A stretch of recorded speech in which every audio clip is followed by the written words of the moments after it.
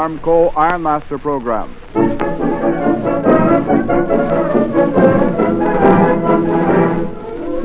The American Rolling Mill Company presents the Ironmaster. Good evening, friends. Frank Simon. Hello, everyone. And the famous 50-piece Armco Band.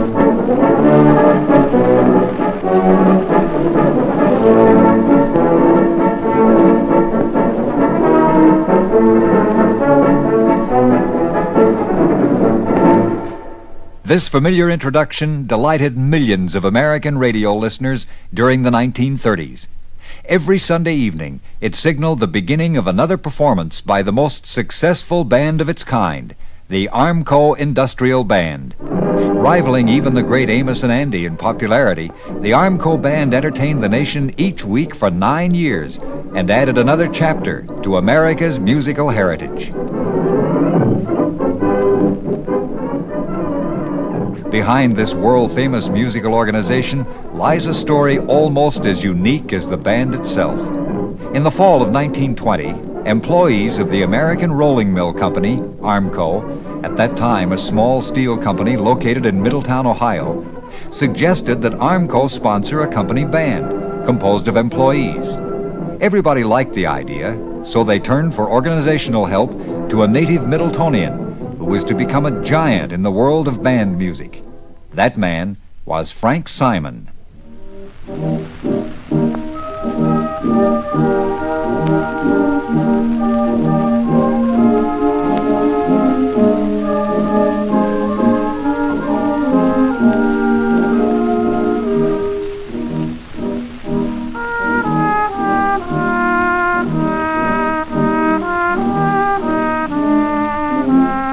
Born in 1889, Frank Simon began his musical career in Middletown.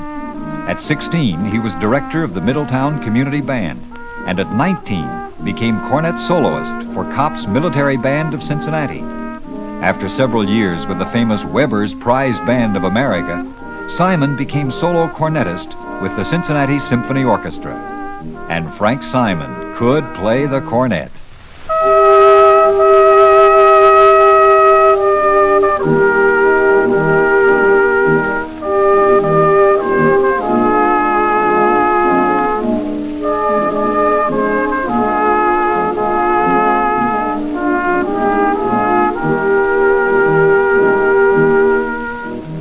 By the time he was 25, Frank Simon was an established, respected musical performer.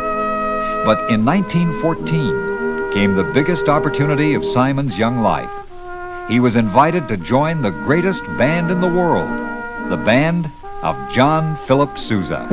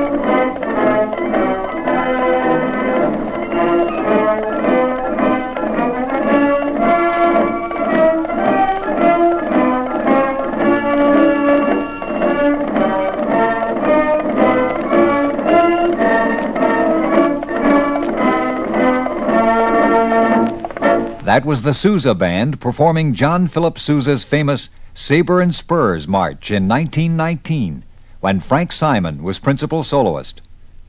During Simon's career with the Sousa Band, he made 6 transcontinental tours covering every state in the Union, gaining the friendship and respect of musicians from all parts of the United States. But then in 1920, with Simon literally at the top of his profession, came the call for help from Armco. Frank Simon recalls it this way.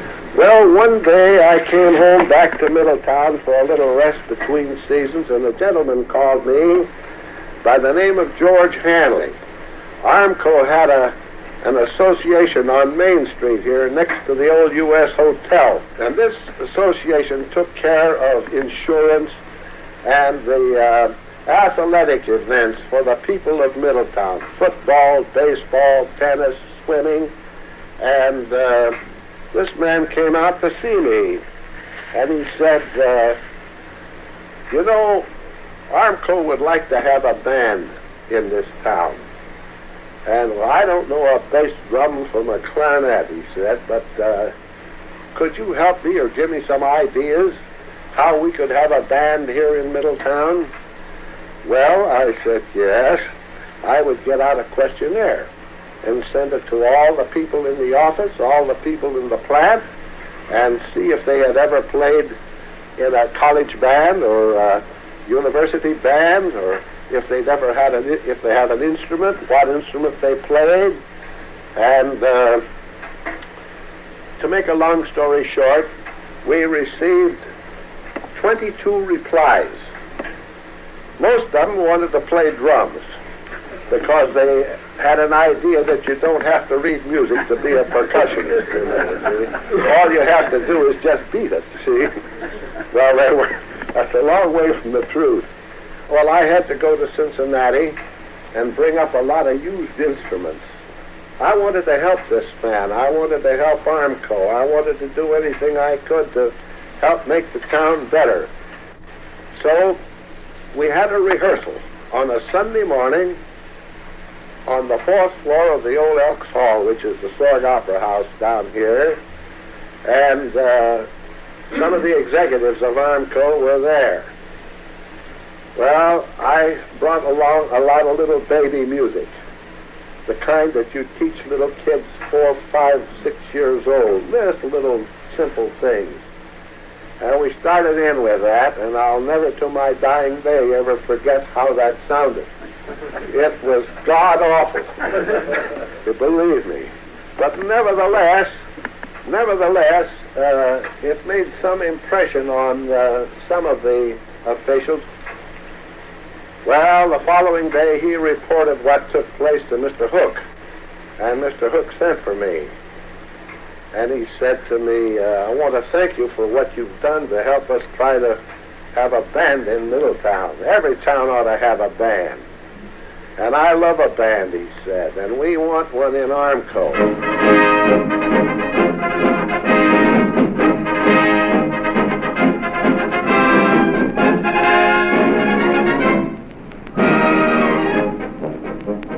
Well, I said, I can't think of anybody at this moment who might be interested in coming here to assume a job like this in building something.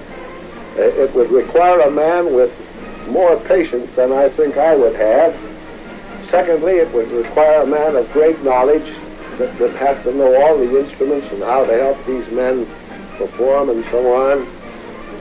And I said, maybe I can come up with a name in a few 3 or 4 days, and that I could recommend to you. Of course, I knew musicians all over this nation by that time.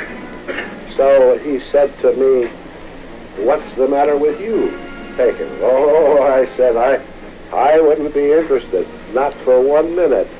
He said, why? Well, I says, I'm sitting on the best job in the world for a man of my instrument at the present time. It's a position that every talented man on my instrument hoped to get someday, with the greatest bandmaster in the world and the finest band in the world.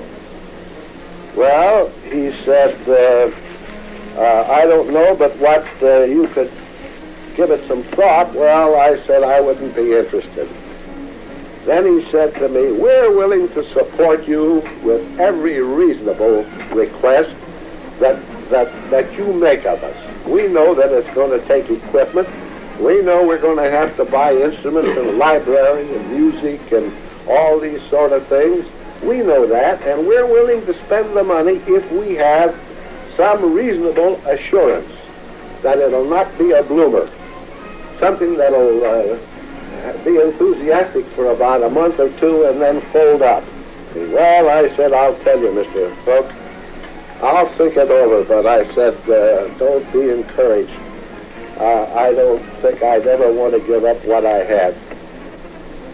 So after a few days, I went down to the office and I said, Mr. Hook, I've thought it over, and I have a proposition for you. What is it? I said, well, I'll tell you something. I will try this for 1 year. If at the end of 1 year, both of us are satisfied with what has been accomplished, we could continue. If either of us are dissatisfied, we could quit without any ill will. He said, that suits us. On Friday night, January 7th, 1921, the Armco Band gave its first concert after only 5 rehearsals. Membership was open to any Armco employee who could perform well enough to participate. I had men that worked out in the plant. Some of them drove locomotives, some on these big cranes. I had men that were turning sheets. All kinds of jobs I had in the band. The band was intended to furnish entertainment for Armco people and their friends, and entertain they did.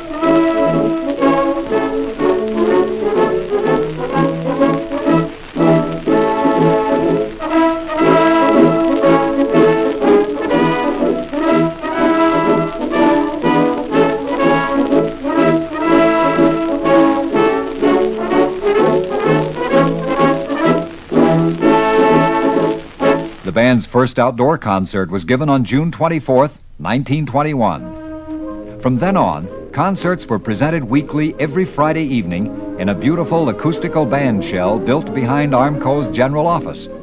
Thousands of people from southwestern Ohio attended these concerts, and those at Armco's employee park. Lynn Mindenhall, a saxophonist with the band, remembers it well. Oh, those are good old days. And people enjoy themselves so much. You'd just be surprised what that meant to get the Armco families come out and picnic and have a concert also along with it. It just meant a big reunion at all times. The fellowship was what I considered just a good drawing card. bring out the families for Armco, or Middletown. It didn't bar anyone from coming out. By the summer of 1923, the Armco Band was playing well enough to make recordings, which were cut by the Jeanette Record Company of Richmond, Indiana. Let's listen to one of those early recordings as the Armco Band plays Henry Fillmore's Men of Ohio March.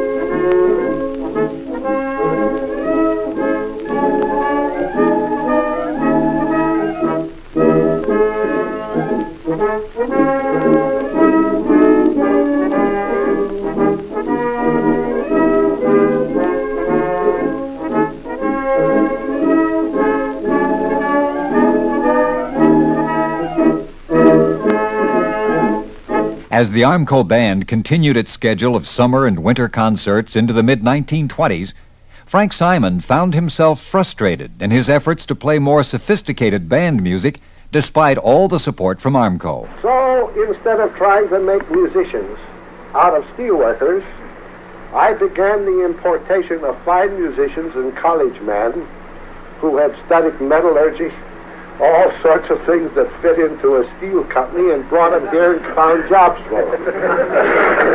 I reversed the order of things. And the first thing you know, it took me some time, but I had a band here of 60 of the finest artists that you ever wanted to hear.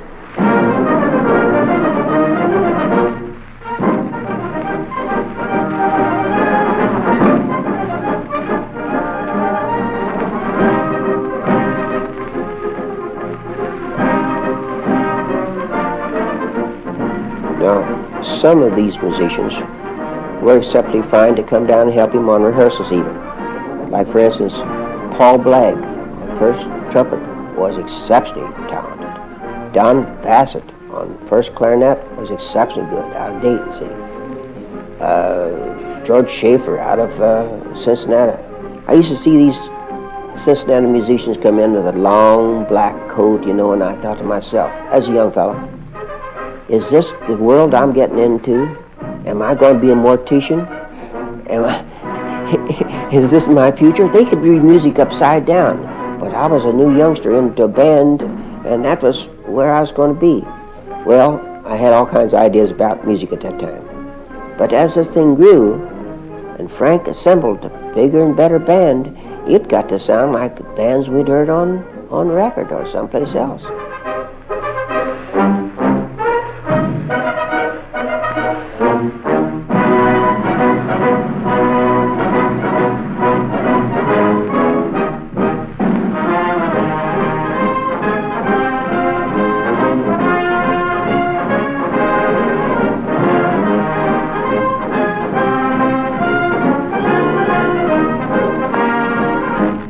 The spring of 1925 found the Armco Band active in a new field, radio.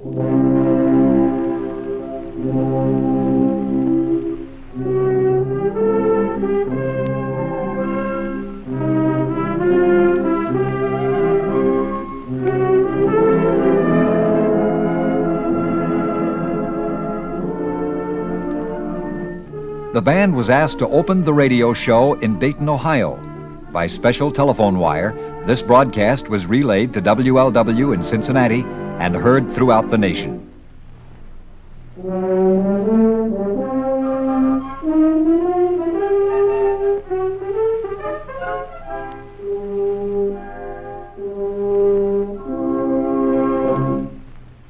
Out-of-town engagements soon followed for Armco's industrial band. They were invited to perform at the Ohio State Fair and the Canadian National Exhibition in Toronto. That was a good trip. We had a boat trip there, and everybody on the, I think in the band got sick coming back because we had one of these tipsy boats, you know. And Steve Gerber was the brave man, and he kept telling a story about bananas and bacon and all that kind of stuff, these guys, and watch them all get up and walk away from him because they were all getting ready for the sick spell.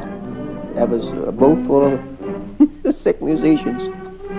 Another trip we made is down to Wheeling, West Virginia, and Butler, Pennsylvania, and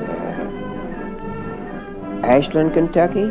We gave a concert at each of our Armco plants, and that was wonderful.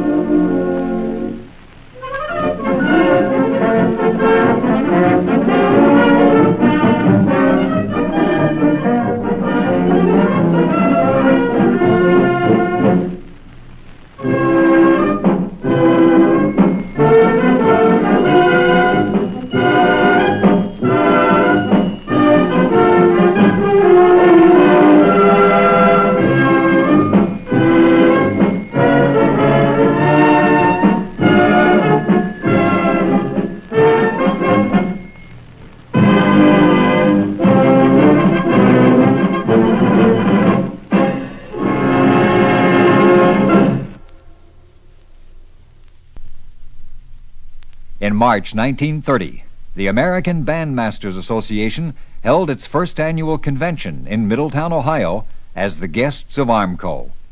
Highlighting the four-day event was an appearance by John Philip Sousa himself at a concert of the Armco Band.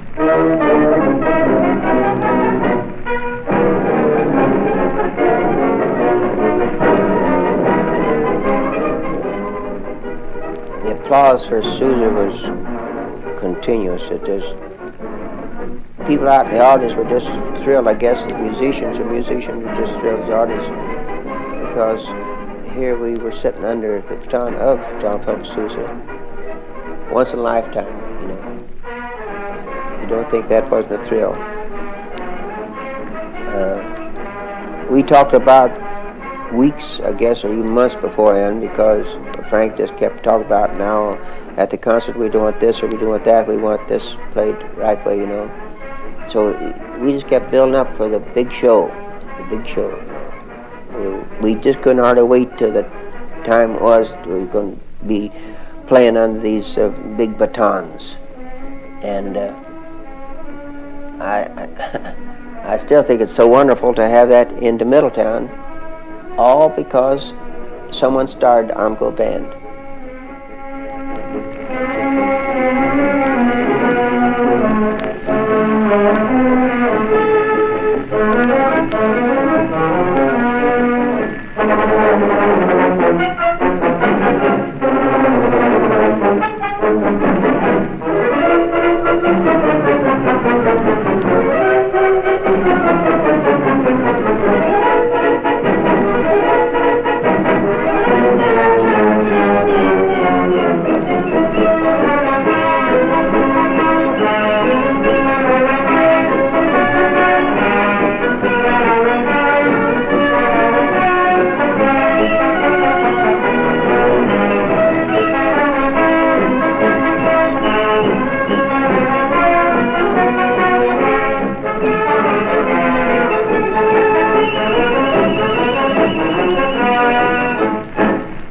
Then came the Depression. Economic conditions forced Armco to suspend the local band as the number of competent employee musicians dwindled. But Frank Simon persuaded Armco to sponsor a professional band for a series of radio broadcasts. The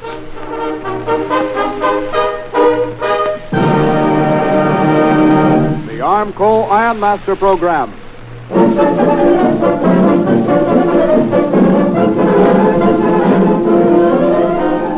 The American Rolling Mill Company presents the Ironmaster. Good evening, friends. Frank Simon. Hello, everyone. And the famous 50-piece Armco Band.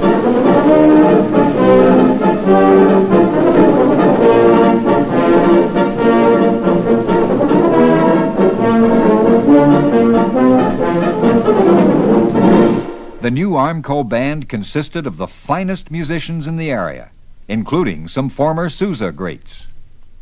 Every Sunday evening, the band presented concerts over WLW radio, heard coast to coast for 30 weeks each year on NBC's Red Network. Here is a segment from one of the early broadcasts of the Armco Ironmaster program over nationwide radio. The late Herman Belstead was a famous composer, bandmaster, and cornet virtuoso. On the occasion of a visit to the great mills of Armco, he was inspired to write a stirring march as a record of his impressions. He sought by a majestic introduction to typify the character of the giant that is Armco, and by the brilliant passages which follow, to portray the collective energy and spirit of the 12,000 men and women who are the Armco family. Frank Simon and the Armco Band open tonight's program with this march, Armco Triumphant.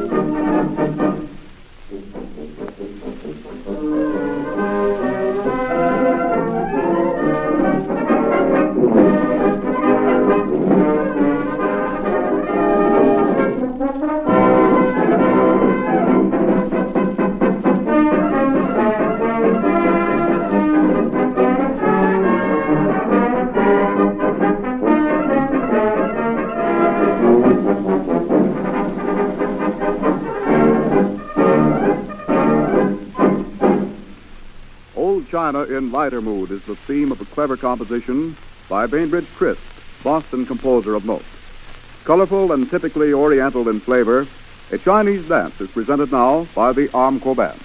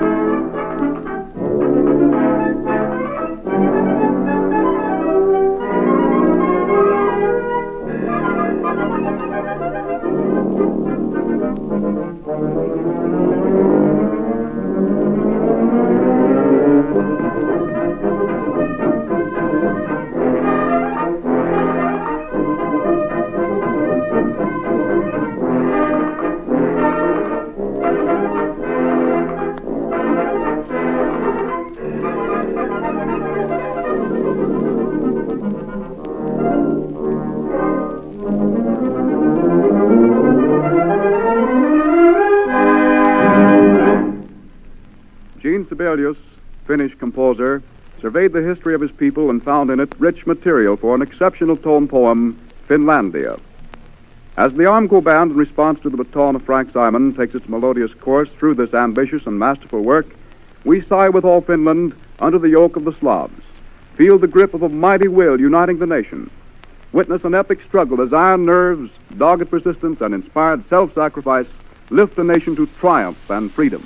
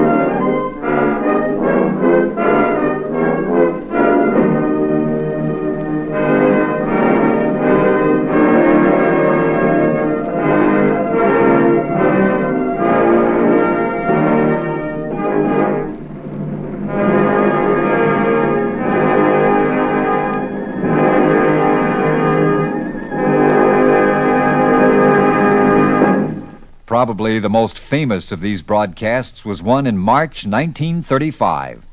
On that show, several famous musicians of the day were invited to conduct their own compositions on the air. The American Bandmasters Association is in convention in Cincinnati this week, and Frank Simon, our own bandmaster, has asked some of the famous conductors who throng the studio tonight to conduct the Armco Band in their own and other noted compositions. So tonight's program is really a musical event, and to make it completely a bandmaster's occasion, Mr. Simon will be master of ceremonies.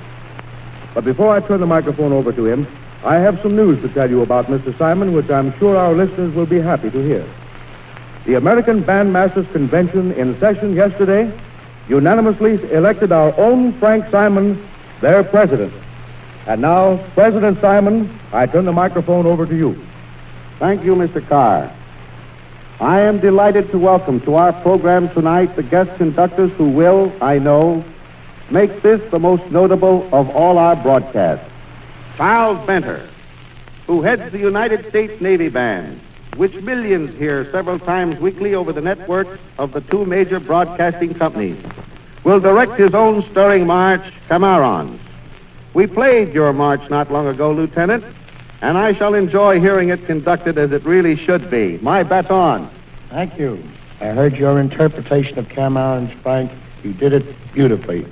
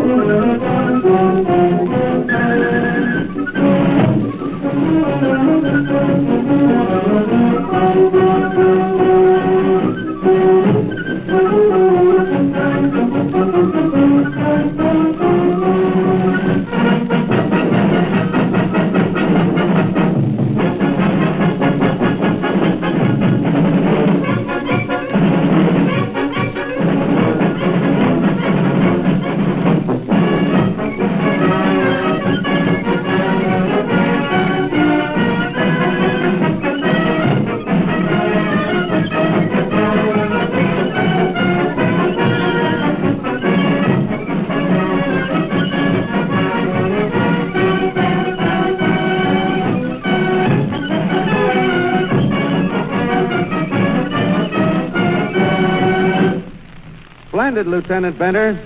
Mr. Carr, will you take over the next number? Of course.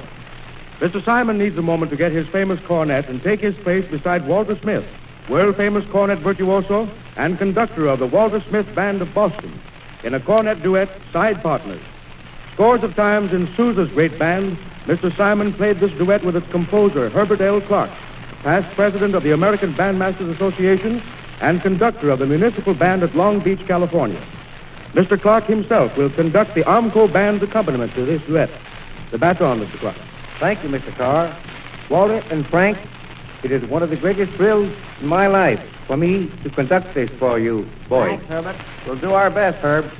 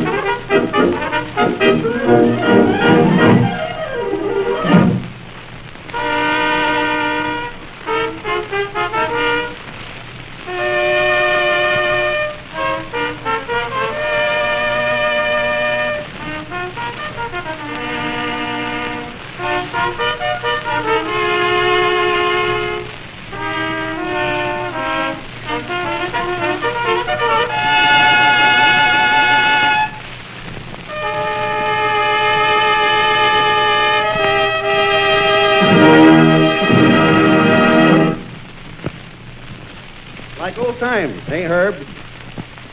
Our next conductor was the first president of the American Bandmasters Association and its honorary life president since the death of John Philip Sousa. He is Edwin Franco Goldman, whose band thrills thousands in New York Central Park. Mr. Goldman will conduct his own famous march, On the Mall. My baton, Mr. Goldman. Thank you, Frank. I know there's magic in this wand of yours.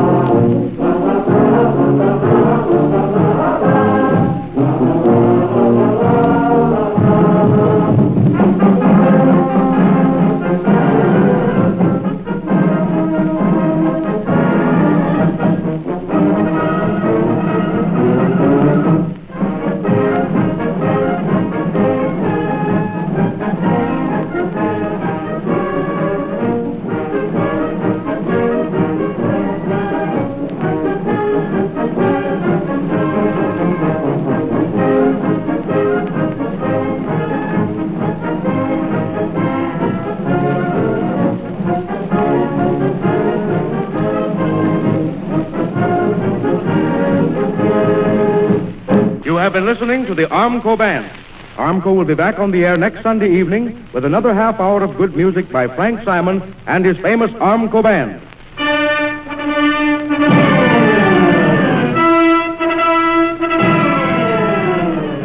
So there it is, formed as an industrial band for the benefit of company employees and friends.